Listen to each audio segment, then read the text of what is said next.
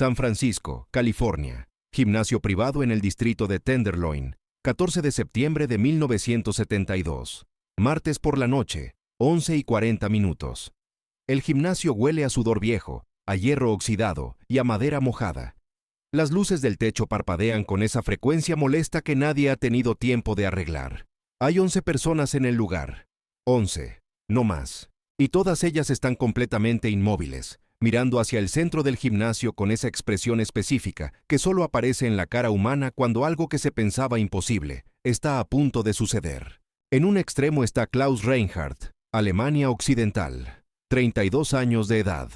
153 kilogramos de músculo puro, construido durante 17 años de levantamiento de pesas competitivo.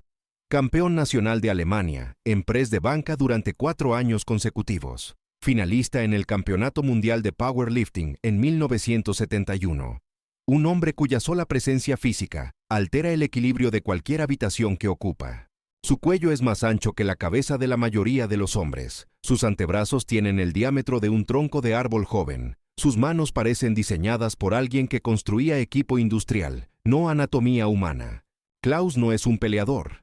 Nunca ha entrenado artes marciales. No conoce técnicas de combate, no ha estudiado boxeo, no sabe lo que es un derribo controlado. Pero durante los últimos 3 años, en los círculos privados de los entusiastas del atletismo en California, Klaus ha estado diciendo algo que eventualmente llegó a los oídos incorrectos. Ha estado diciendo que la fuerza bruta siempre gana.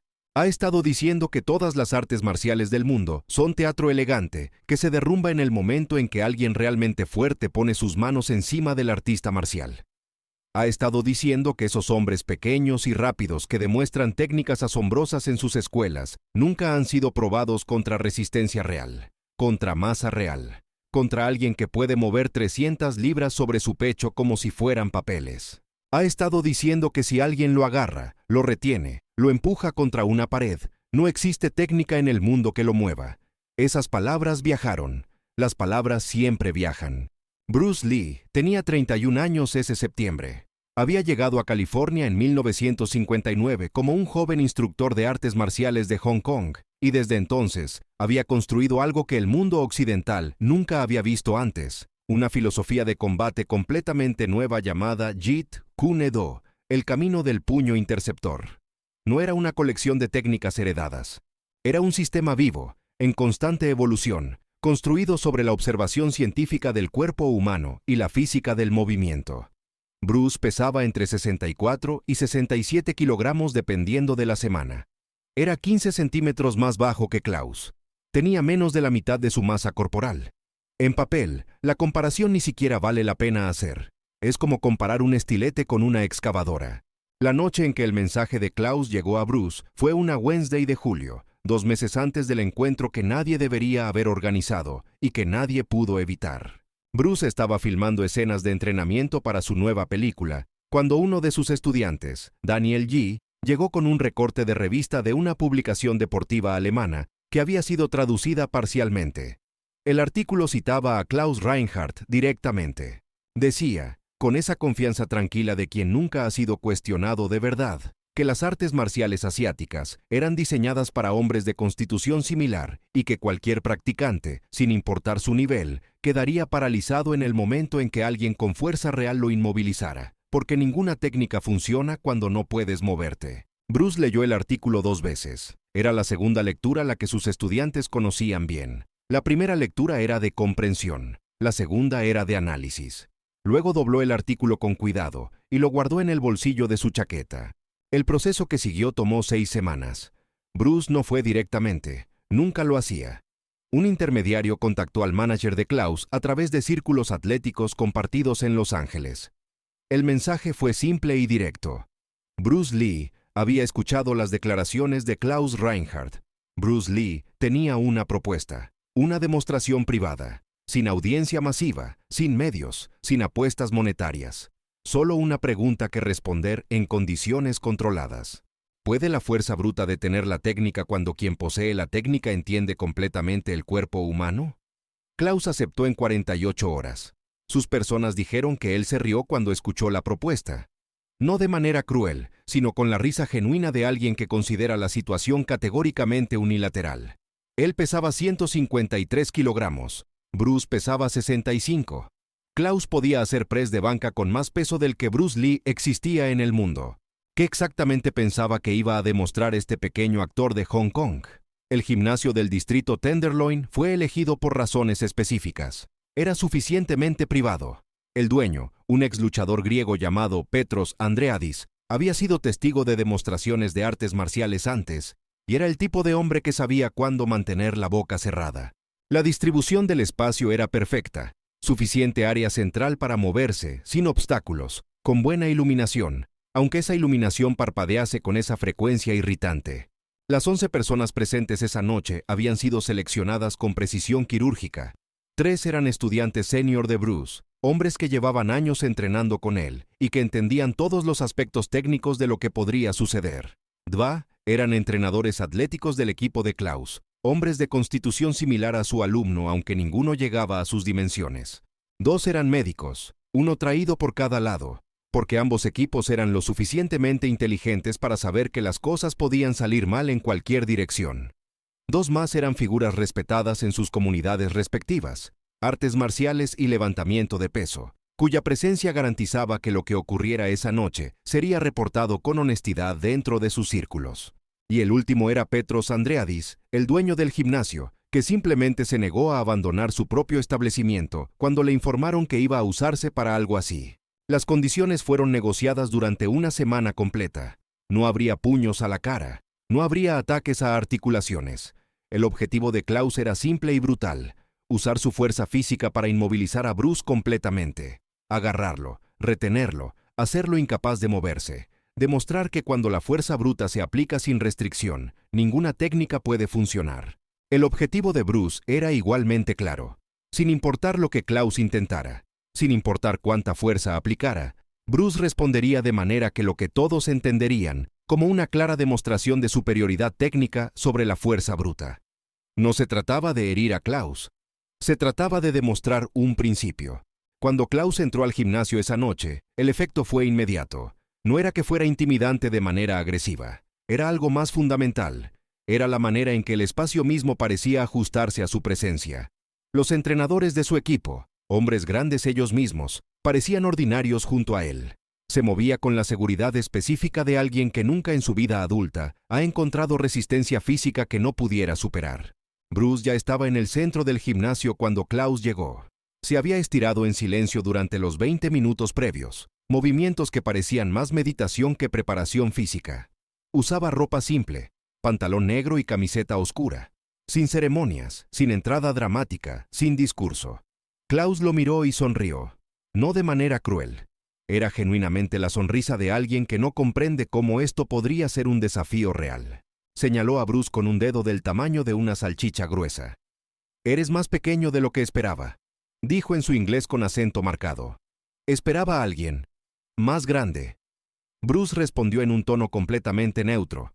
«El tamaño es información. Yo tengo otras informaciones». Nadie en la sala entendió completamente esa respuesta en ese momento. Los 2 médicos se posicionaron en los costados. Los entrenadores de Klaus asumieron posiciones de observación cercanas.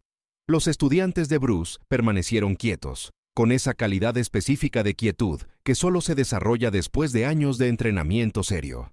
Petros Andreadis se ubicó junto a la puerta, los brazos cruzados sobre su pecho masivo, con la expresión de alguien que ha visto mucho y aún así está genuinamente curioso por lo que viene.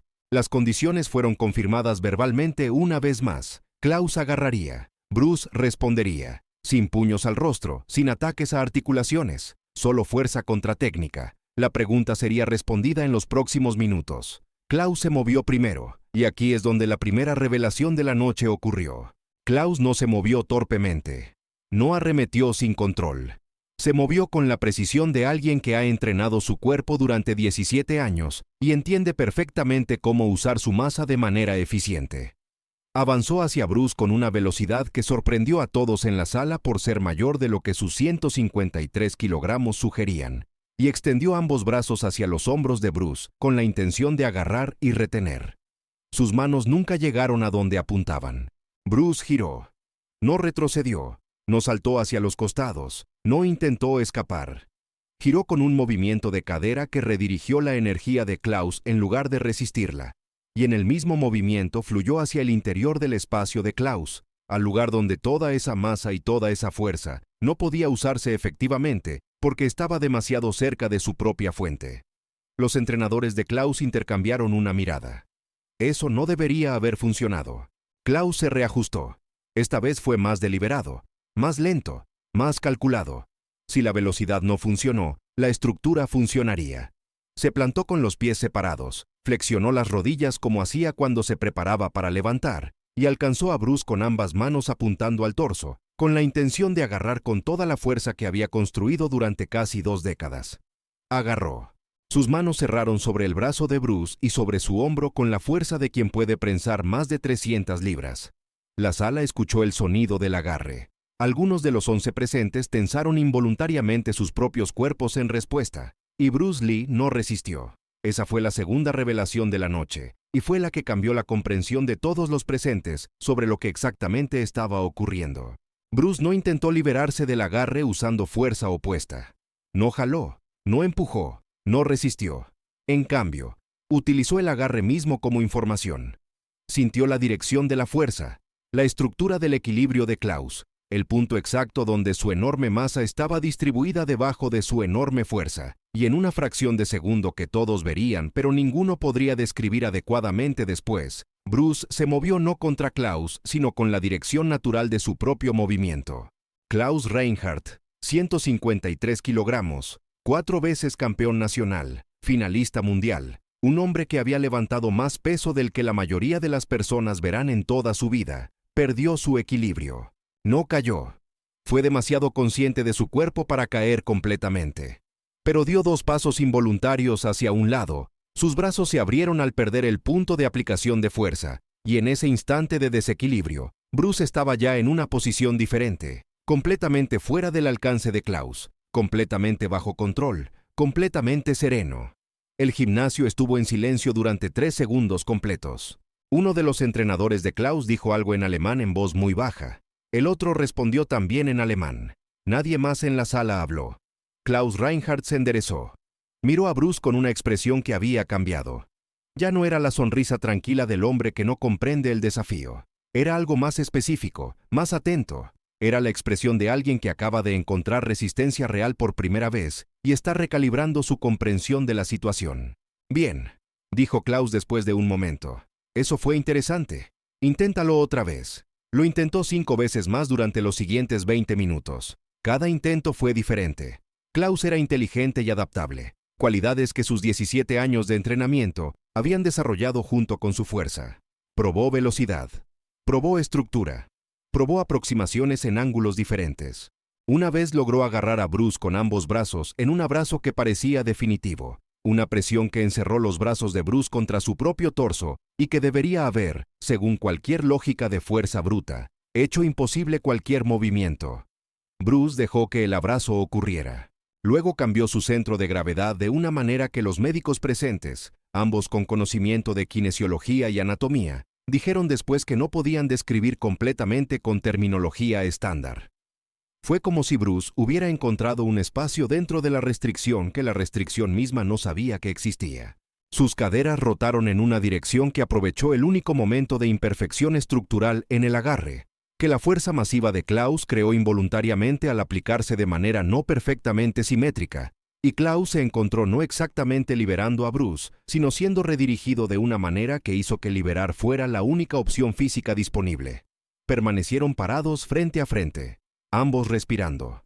Klaus con los pulmones trabajando claramente más que Bruce. La demostración terminó naturalmente. No hubo declaración formal, no hubo árbitro que anunciara un resultado.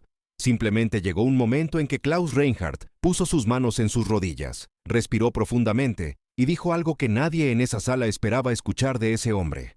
«Explícame cómo hiciste eso». Bruce se tomó su tiempo antes de responder. Cuando lo hizo, habló con la misma calma con que había entrado al gimnasio 2 horas antes. «Tu fuerza es real», le dijo a Klaus. «No estoy discutiendo eso, pero la fuerza funciona en una dirección a la vez. Cuando empujas hacia adelante, hay un instante antes de que esa fuerza se establezca completamente, en el que tu estructura está en transición. Cuando agarras, Hay un instante antes de que el agarre se cierre completamente en el que la dirección de tu energía todavía se está definiendo. Yo no lucho contra tu fuerza. Aprendo su dirección en ese instante y me convierto en algo diferente a lo que tu fuerza esperaba encontrar. Klaus lo miró por un momento largo. Luego asintió con la cabeza de manera lenta y deliberada. Era el asentimiento de un hombre que comprende algo genuinamente nuevo. Uno de los médicos de Bruce tomó notas durante los primeros 10 minutos, hasta que se olvidó completamente de las notas y solo observó. Dijo después, en conversaciones privadas con colegas, que lo que había presenciado contradecía varios supuestos básicos que la medicina deportiva occidental tenía sobre la relación entre masa corporal y efectividad mecánica en confrontación física. Los entrenadores de Klaus se acercaron a sus propios cuadernos esa noche y escribieron observaciones que nunca publicaron formalmente, pero que circularon dentro de comunidades de entrenamiento alemanas durante años, como material de discusión sobre la naturaleza del movimiento eficiente. Petros Andreadis, el dueño del gimnasio, que había visto su parte de peleas reales durante su carrera como luchador, fue el más parco en palabras después. Solo dijo, a quien le preguntara en los meses siguientes, que había estado en ese gimnasio esa noche y que nunca hablaría de los detalles, pero que él personalmente sería muy cuidadoso de no decir nunca más que la fuerza bruta siempre gana. Bruce Lee y Klaus Reinhardt se dieron la mano al terminar. El apretón de manos fue notable porque Klaus era el tipo de hombre cuyo apretón de manos era un ejercicio de fuerza, y Bruce recibió ese apretón sin ningún signo de incomodidad ni de esfuerzo especial para igualarlo. Simplemente lo recibió. Klaus dijo, en ese momento de despedida, algo que llevaría consigo el resto de su vida. He pasado 17 años haciéndome más fuerte, dijo. Y esta noche aprendí que la fuerza es solo una variable, y probablemente no la más importante. Bruce respondió con lo que varios de los 11 presentes recordarían después como la declaración más precisa de toda la noche. El agua no lucha contra las rocas, dijo, las rodea, y con el tiempo las cambia completamente. Se fue primero. Sin declaraciones, sin entrevistas, sin ningún interés en discutir lo que había ocurrido. Sus 3 estudiantes lo siguieron en silencio. La puerta del gimnasio se cerró detrás de ellos, y el sonido se extendió en el espacio de manera que varios de los 8 restantes lo recordarían después con una claridad desproporcionada a la importancia objetiva de ese sonido.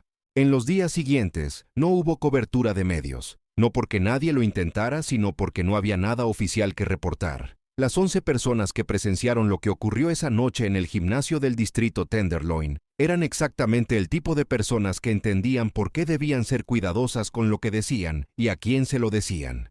Lo que sí sucedió fue más lento y más profundo. En comunidades de entrenamiento en Múnich, las observaciones de los entrenadores de Klaus comenzaron a influir en conversaciones sobre biomecánica y eficiencia de movimiento. En las escuelas de artes marciales de la costa oeste americana, los estudiantes de Bruce comenzaron a enseñar principios específicos con una claridad reforzada, que venía de haber visto esos principios funcionar bajo la condición más extrema imaginable, contra 153 kilogramos de resistencia genuina. Klaus Reinhardt no habló públicamente del evento durante más de una década.